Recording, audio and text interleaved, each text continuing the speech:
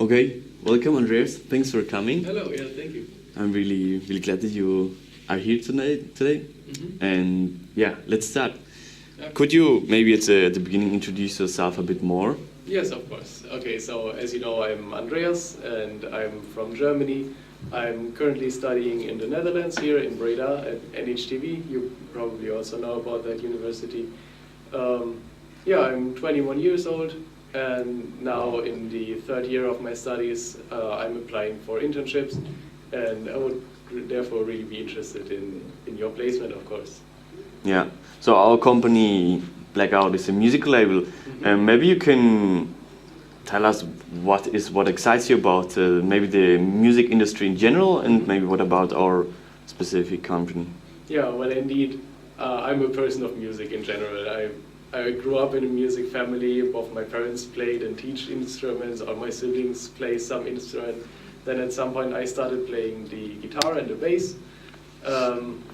Yeah, and then more and more over time I got more into the electronic music, and then somehow ended up in drum and bass, which is the music you provide. I mean, I've been listening and following your activities also a lot, and yeah, then also decided to start studying event management at NHTV because I'm really interested in providing music for others so that others can enjoy that music.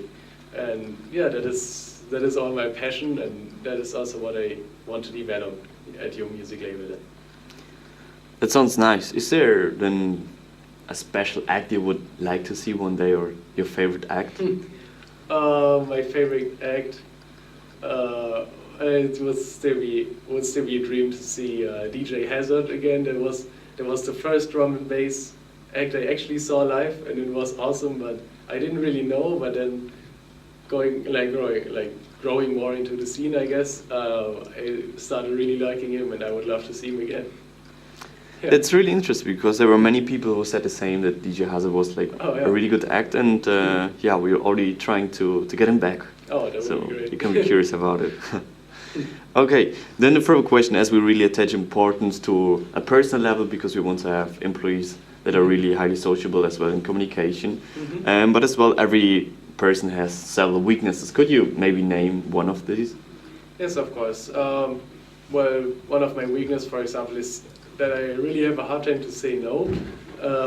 That then often builds up that I take too many tasks on myself because I always want to be good with everyone. You know, I always want to give a nice impression and like show people that I'm capable of doing whatever they ask me. So then I always say no, and that I always say yes, and never say no. So that sometimes then really builds up on me, but yeah, that sometimes results in stressful situations. Yeah.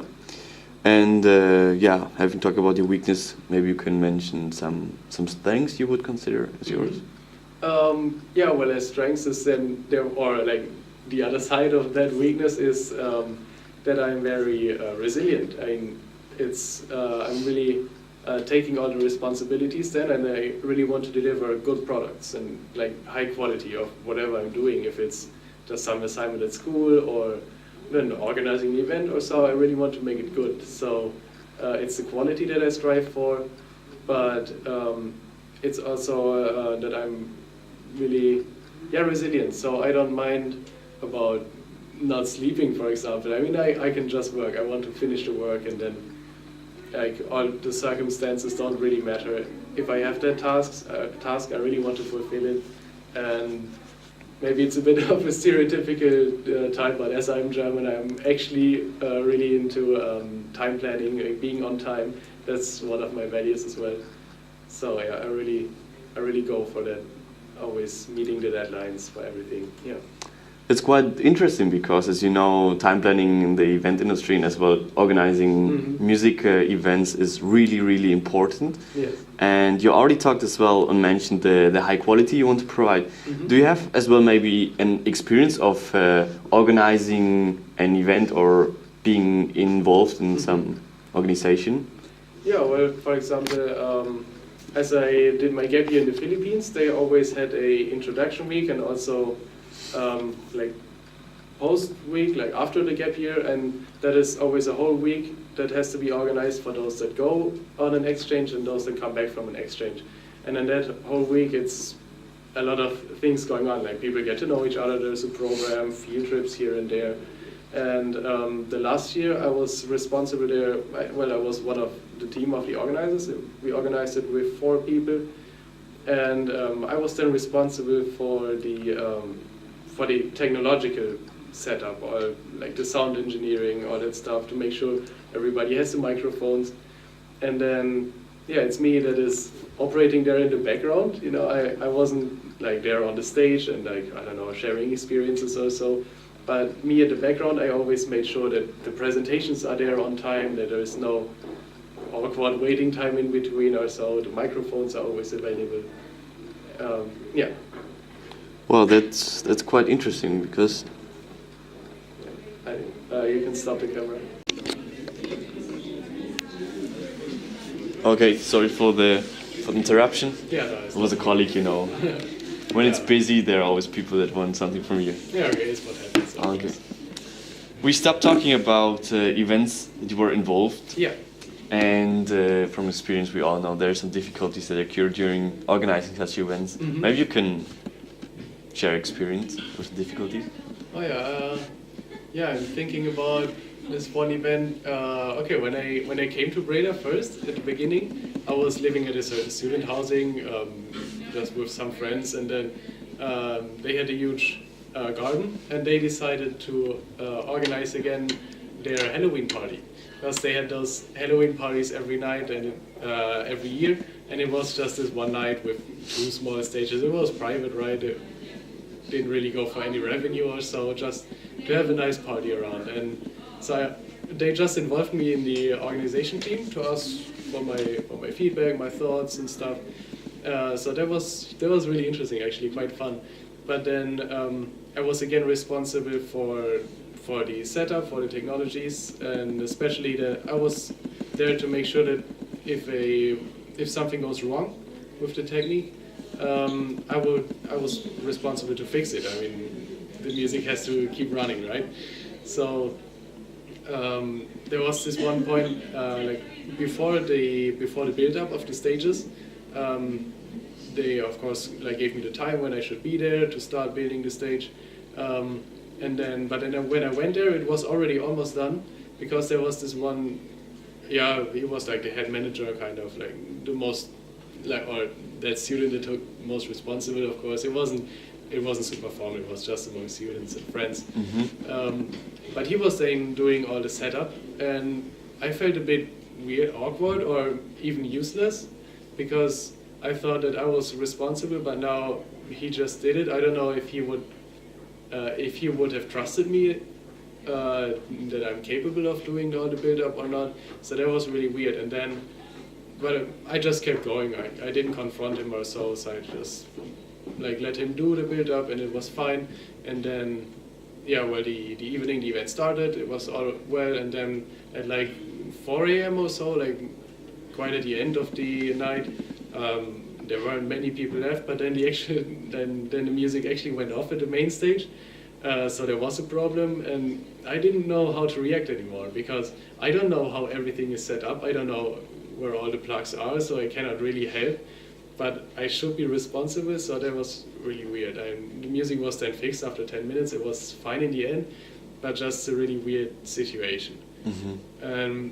I think it could have been avoided, of course, with better communication. I think that's the main part that was lacking there.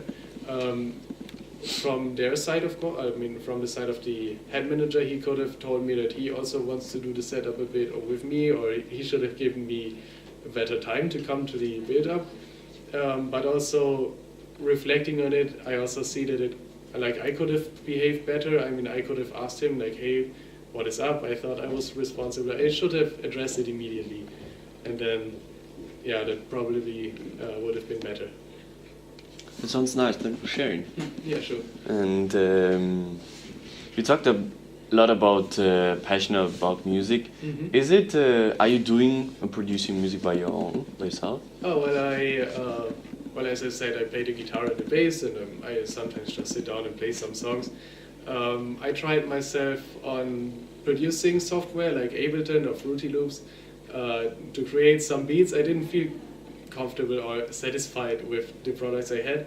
But then since last year, I also started mixing a bit. Yes, I started, like, I got myself the controller and then started just mixing random songs, just out of fun. I didn't play any gigs or so, but it's, you know, just in a living room. Yeah, so I'm actually also uploading those mixes, so if you would be interested, I can so send you the link, of course. Indeed, yeah, it's always really interesting of employees that do music by their own, as they know which problem could occur or what you as a who gives the gig wants to have, right? The necessity.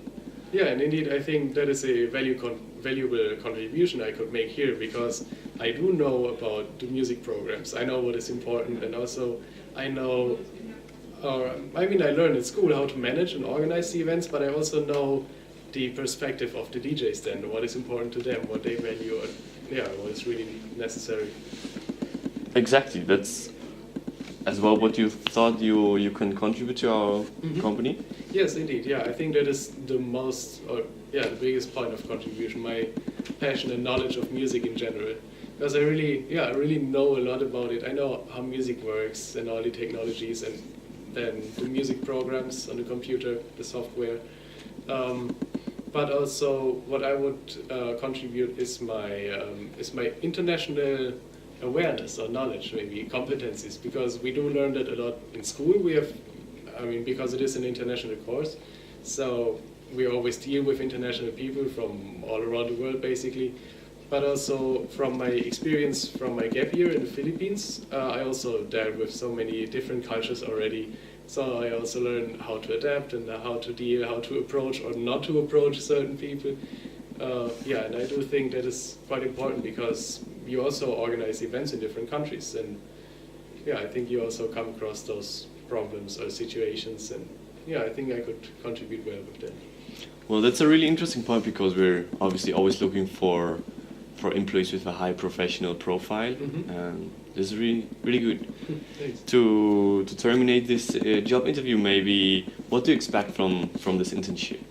Well, what I would expect is what I would like to experience or to gain knowledge in is just finally practical experiences in the music industry, because whatever I engage now in the music industry is all unprofessional, is just for fun, organizing some small events here and there, but I also really want to know the whole professional aspect behind it.